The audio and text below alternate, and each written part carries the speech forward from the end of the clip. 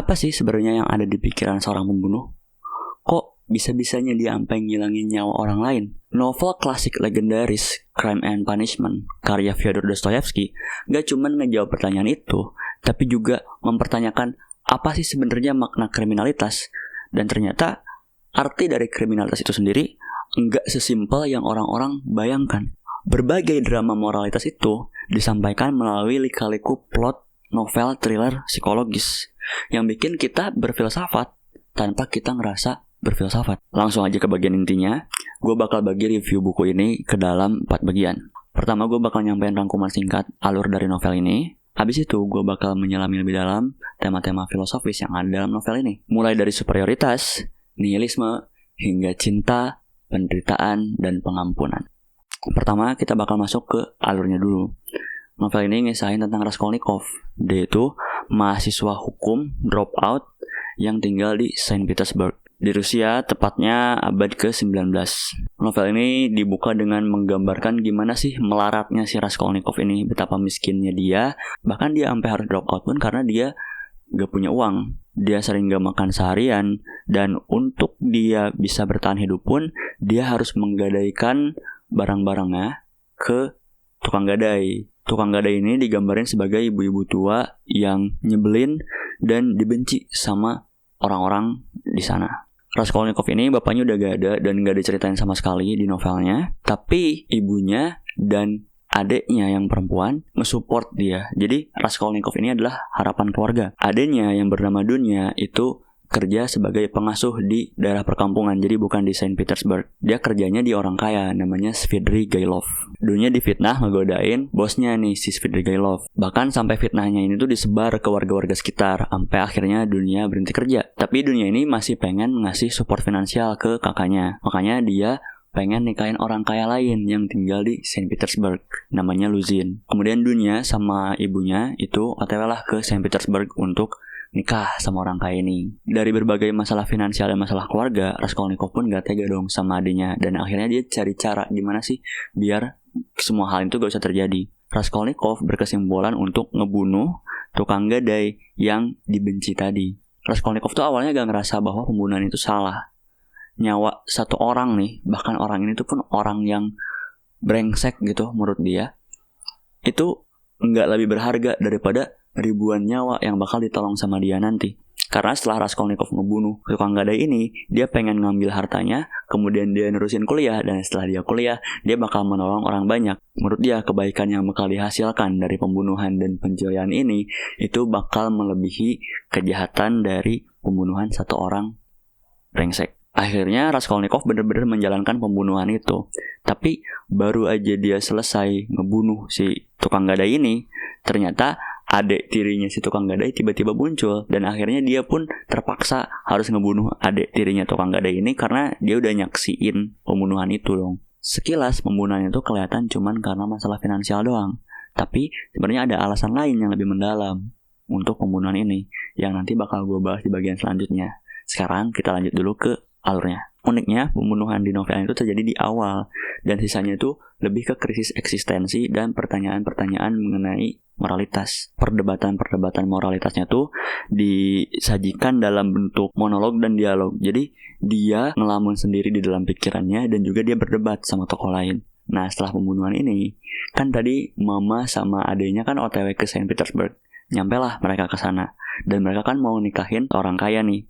Tapi Raskolnikov sebenarnya gak setuju adanya nikah sama orang kaya. Menurut Raskolnikov, adanya tuh nikah cuman karena harta, walaupun adanya bilang kalau dia nikah karena cinta. Kata Raskolnikov, kalau dunia nikah karena harta, itu sama aja kayak prostitusi, karena dia menjual dirinya demi harta. Di tengah perdebatan moralitas dalam diri Raskolnikov dan kegelisahan dia setelah melakukan pembunuhan, dia tetap mencegah pernikahan antara adanya dan orang kaya ini. Nah, di tengah rencana pernikahan dunia ini, si Svidrigailov ikut ke Saint Petersburg. Dari sini kelihatan dong, si Svidrigailov nih, si bosnya Dunya yang dulu, dia yang suka sama si Dunya, bukan Dunya yang godain Svidrigailov. Bahkan Svidrigailov tuh ngeracun istrinya supaya dia bisa pergi, ngejar, dan nikah gitu, pengennya sama si Dunya. Svidrigailov ini tuh orang yang gak bermoral di novel ini dan menghalalkan segala cara supaya mencapai apa yang dia mau. Nah, masalah-masalah moral dari Frederick Galev tuh bakal gue bahas again nanti. Sekarang kita lanjut lagi ke bagian alur. Nah, Raskolnikov, tokoh utama kita, itu di tengah cerita ketemulah sama orang namanya Sonya. Semenyedihkannya kehidupan Raskolnikov, kehidupan Sonya itu lebih parah. Dia tuh punya ayah, tapi ayahnya gak tanggung jawab, ngobok-ngobokan mulu. Terus dia punya ibu tiri. Ibu tirinya juga udah hampir gak waras karena dia stres ngurusin anak-anaknya. Ada anak-anak kecil, adik-adik Sonya. Akhirnya Sonya lah yang harus jadi tulang punggung keluarga. Ekonomi di novel ini itu tuh digambarkan kayak susah gitu. Banyak orang yang melarat di novel ini. Dan karena itu pun Sonya jadi terpaksa untuk masuk ke dunia prostitusi. Lu bayangin Sonya ini harus menghidupi keluarganya yang totalnya tuh 6 orang lewat prostitusi. Tapi terlepas dari itu tuh dia tetap berhati tulus, berhati suci. Sonya tuh yang digambarkan sebagai malaikatnya gitu di dalam novel ini. Kita bakal belajar banyak mengenai cinta dan pengampunan dari tokoh Sonya. Dan ketulusan Sonya itulah yang bikin Raskolnikov mau untuk mengakui kesalahannya, mengakui dosanya, dan menyerahkan diri ke polisi. Sonya ini yang kemudian bakal menjadi cintanya Raskolnikov. Sonya pun menerima Raskolnikov apa adanya. Bahkan Sonya bakal ngikut ke tempat pengasingan, tempat di mana Raskolnikov tuh dipenjara di tempat yang jauh. Dia tuh tetap ngikutin Raskolnikov. Setelah Raskolnikov menyerahkan diri ke kepolisian, kita masuk ke bagian epilog, ke bagian akhir. Apa sih yang terjadi setelah alurnya selesai, dan bakal ada tanda-tanda awal transformasi si tokoh utama kita menjadi lebih baik. Itu dia alur cerita dari novel ini. Memang sangat oversimplified, sangat disingkat, tapi itu cukup untuk menjadi awal kita membedah lebih dalam lagi tentang novel ini. Oke, masuk ke bagian filosofis pertamanya. Gue pengen ngebahas tentang superioritas. Kenapa superioritas menjadi hal yang penting di dalam novel ini? Jadi Raskolnikov itu dia merasionalisasi pembunuhannya. Dia tuh menganggap bahwa pembunuhannya itu gak salah. Kenapa? Jadi dia punya teori. Teorinya tuh apa? Jadi dia ngebagi manusia tuh ke dalam 2 bagian. Pertama ada orang ordinary atau orang biasa, dan ada orang extraordinary atau orang luar biasa. Orang ordinary itu cuma ngikut nilai-nilai norma yang ada, ya udah ngikut aja aturan.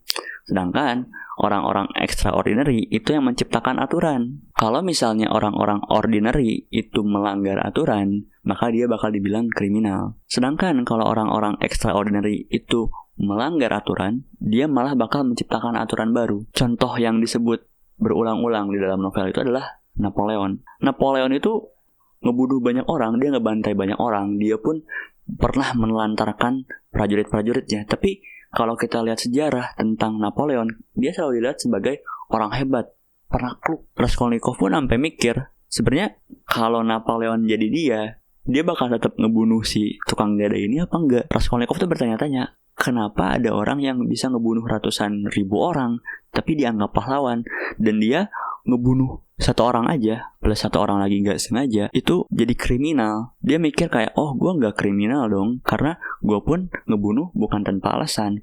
Gue mau ngebunuh 1 orang gak berguna, dan hartanya mau gue pakai buat gue nyelesain kuliah, dan nanti gue bakal menjadi bermanfaat buat masyarakat, dan itu tuh menjadi hal yang lebih berharga daripada hidup 1 orang ini. Raskolnikov di dalam lamunannya sendiri itu mencibir orang-orang yang menganggap bahwa perbuatan itu kriminal. Dia bilang orang-orang yang menganggap bahwa perbuatannya itu kriminal itu cuman filsuf setengah matang yang gak mikir sejauh dia gitu. Raskolnikov menganggap bahwa kecerdasan dia itu bisa mengubah nilai-nilai moral yang ada di masyarakat. Raskolnikov bahkan sempat mempublikasi teorinya pas dia masih kuliah. Nah, pemikirannya ini yang sangat beda dari orang-orang lain itu bikin dia cut off sama masyarakat. Dia ngerasa terasing sama masyarakat. Bahkan sebelum orang-orang tuh tahu, gak ada yang tahu loh sebenarnya dia ngebunuh. Di sini Dostoyevsky menggambarkan betapa rapuhnya superioritas. Ada yang gue bilang itu paradoks superioritas. Jadi kalau misalnya orang menganggap dia superior dari orang lain, dia tuh ngerasa dia lebih dari orang lain dan pendapat orang lain tuh gak penting dong. Tapi untuk dia itu bisa benar-benar superior, sebenarnya dia butuh pengakuan dari orang lain. Tapi sebenarnya orang lain pun posisinya di bawah dia gitu. Jadi sebenarnya gak berharga juga gitu pendapat mereka. Tapi balik lagi, untuk dia menjadi superior dia butuh pengakuan orang. Makanya di sini muter-muter. Dan paradoks dari superioritas ini yang bikin superioritas itu tuh fragile, rapuh banget. Pada akhirnya mau kayak gimana pun, kalau seseorang menganggap dirinya superior, itu dia bakal hancur. Superioritas dirinya sendiri yang bakal menghancurkan dia. Nah, dilema moral Raskolnikov tuh terus berlanjut. Jadi di satu sisi dia tuh merasa bahwa pembunuhannya nggak salah, makanya dia pun pengen dong untuk orang-orang tahu. Dia pengen diakui bahwa dia sebagai orang yang jenius. Dia pengen dianggap sebagai Napoleon. Tapi dia takut sama konsekuensi perbuatannya. Gimana kalau misalnya dia dijatuhin hukuman yang berat? Jadi di satu sisi dia tuh nggak puas karena perbuatannya itu nggak ada yang tahu. Dia nggak bisa jadi Napoleon kalau orang-orang nggak tahu sama perbuatan dia. Tapi dia pun takut untuk menghadapi konsekuensinya. Jadi dramanya adalah kalau misalnya orang lain curiga, dia takut, dia panik. Tapi kalau orang-orang nggak tahu, dia kayak pengen diakui juga gitu. Saking kalutnya Raskolnikov dengan pemikirannya sendiri, dia bahkan sampai nggak ingat sama harta curiannya. Jadi setelah dia ngebunuh si tukang gadai ini, dia ngambil tasnya, terus dia kubur di satu tempat tersembunyi gitu. Bahkan sampai akhir cerita, sampai dia menyerahkan diri ke polisi, dia tuh nggak pernah apa-apain duitnya dan dia pun nggak tahu berapa sih duit yang dia curi. Jadi dari sini kita tahu bahwa sebenarnya alasan utama dari Raskolnikov ngebunuh itu bukan tentang harta, tapi tentang krisis identitas dia sendiri. Sepanjang novel, Raskolnikov tuh selalu gelisah karena di dalam hatinya, deep down, dia pengen ngaku tentang pembunuhannya. Dan bahkan rasa bersalah dan tersiksanya Raskolnikov ini itu bisa dibilang sebagai hukumannya, punishmentnya tuh itu. Sampai kan pada akhirnya si Sonya bisa meyakinkan Raskolnikov untuk menebus kesalahannya dan mengakui kejahatannya ke kepolisian. Selanjutnya gue masuk ke poin filosofis kedua gue, yaitu tentang nihilisme. Nihilisme itu artinya ketiadaan makna. Jadi dunia itu gak ada maknanya. Kritik Dostoyevsky terhadap nihilisme itu digambarin lewat tokoh Svidrigailov. Svidrigailov tuh banyak banget dosanya. Dia tuh bahkan gak ngerasa bersalah sebenarnya sama dosa dia sedikit pun. Dia cuma nyari kepuasan buat dirinya sendiri. Dia nge-KDRT istrinya, dia ngeracun istrinya biar bisa nikahin dunia. Dia juga sempat mau nikahin anak di bawah umur. Dia suka mabuk-mabukan. Dia nguping cerita Raskolnikov sama Sonya. Nah, inilah alasan kenapa Svidrigailov tuh bisa tahu tentang kejahatan Raskolnikov. Dan setelah dia tahu tentang kejahatan Raskolnikov, dia tuh ngancem Raskolnikov sama dunia. Svidrigailov ini ngancem dunia sama Raskolnikov. Kalau dunia gak mau nikah sama dia mau ngelaporin kejahatan Raskolnikov ini ke polisi. Tapi sebenarnya menurut Dostoyevsky, untuk sepenuhnya menjadi nihilis itu nggak mungkin. Karena pada akhirnya Svidrigailov pun nggak sepenuhnya menjadi nihilis. Jadi pada suatu ketika si Svidrigailov ini lagi ngancem dunia, dia tuh lagi mau ngapa-ngapain dunia dan dia lagi berduaan nih sama dunia di kamarnya. Terus setelah Svidrigailov ngancem gimana-gimana, dunia tuh tetap gak mau sama Svidrigailov. Bahkan dunia sempat nembak Svidrigailov pakai pistol, tapi meleset. Dan Svidrigailov pun nanya ke dunia, jadi beneran nih lu gak bisa cinta sama gue? Terus dunia bilang, enggak.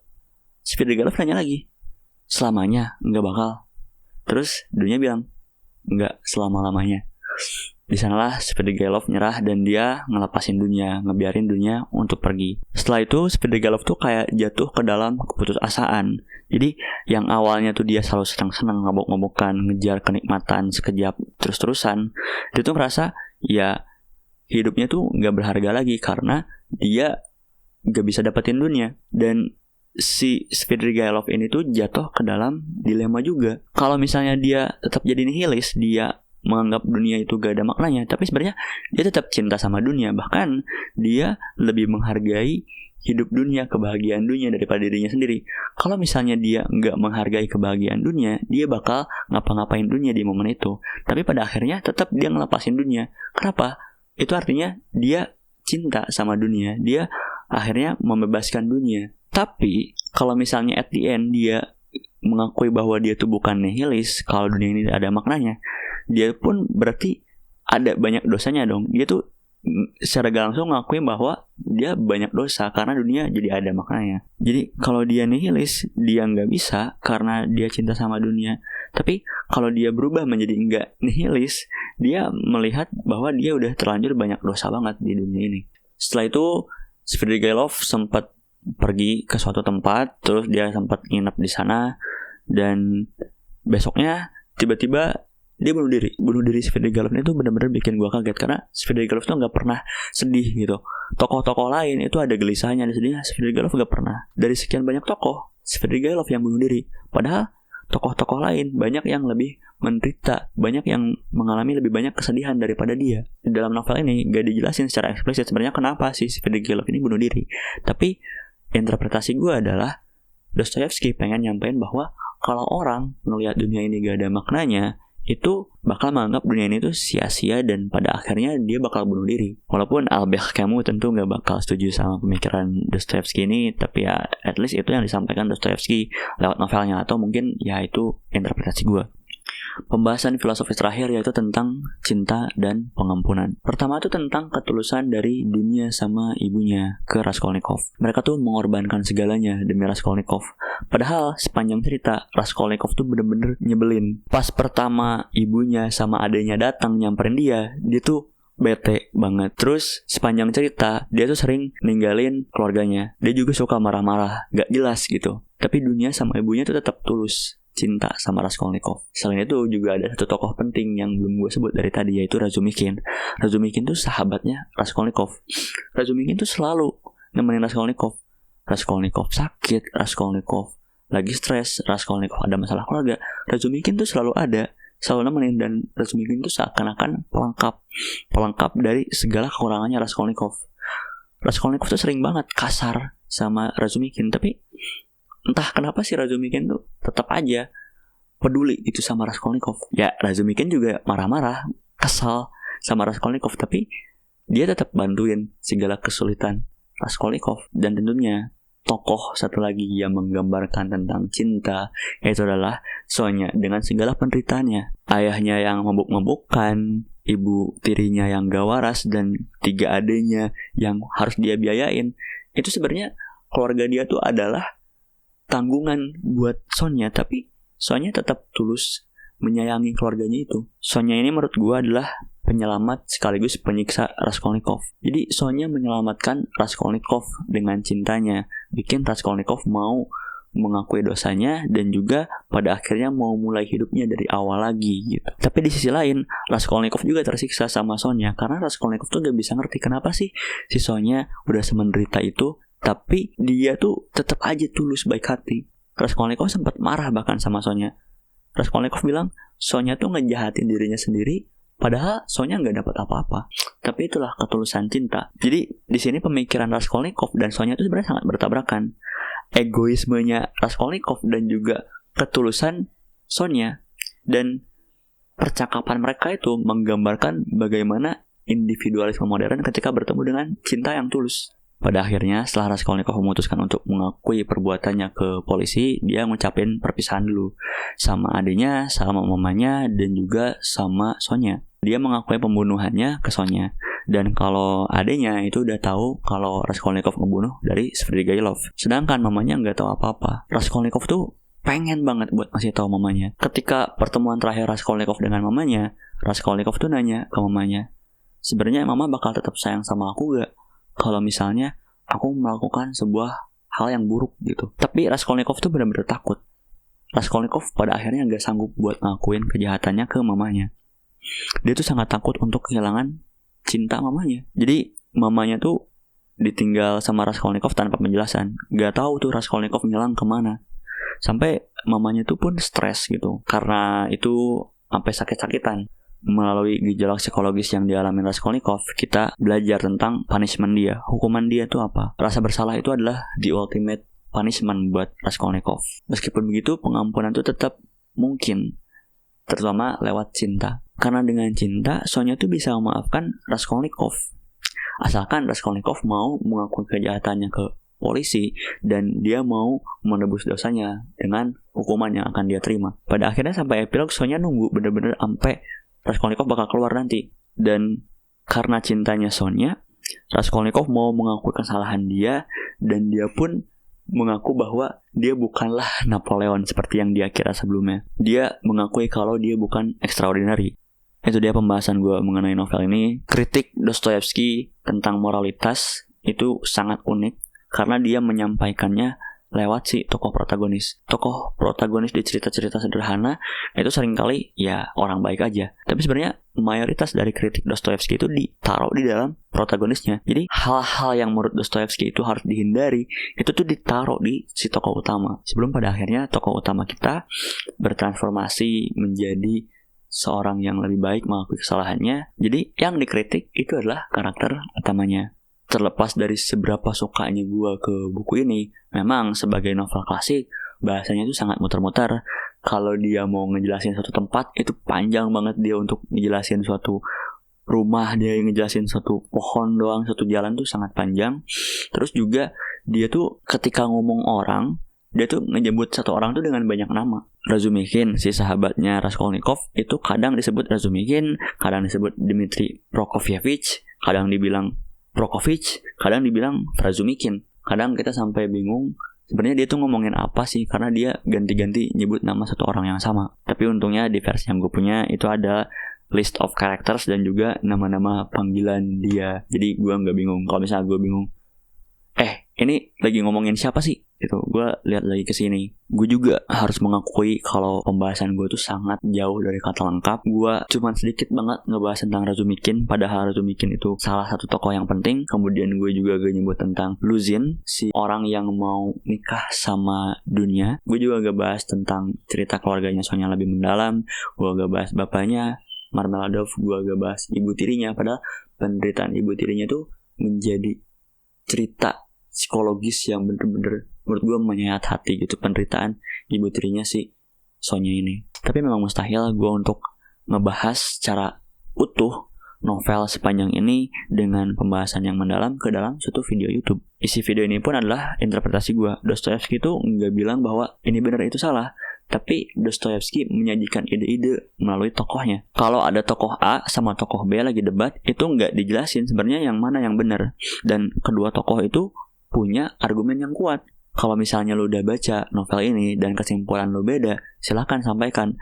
Dan kalau misalnya ada bagian favorit lo yang gak gue ceritain juga, sampaikan aja. Dan bahkan kalau lo belum baca, menurut gue tuh masih layak untuk lo baca novel ini sekarang. Memang ini adalah novel pembunuhan, tapi pembunuhan tuh bukan inti dari novel ini. Dari awal udah jelas pembunuhnya siapa, gak ada misteri-misterian. Udah jelas siapa yang ngebunuh. Tapi yang jadi inti dari novel ini adalah gimana dilema psikologis yang dialami sama tokoh utamanya. Pada akhirnya nonton review buku itu gak bisa menggantikan baca bukunya itu sendiri. Karena masih banyak yang bisa lo dapetin dari buku ini mengenai kriminalitas, moralitas, dan juga cinta.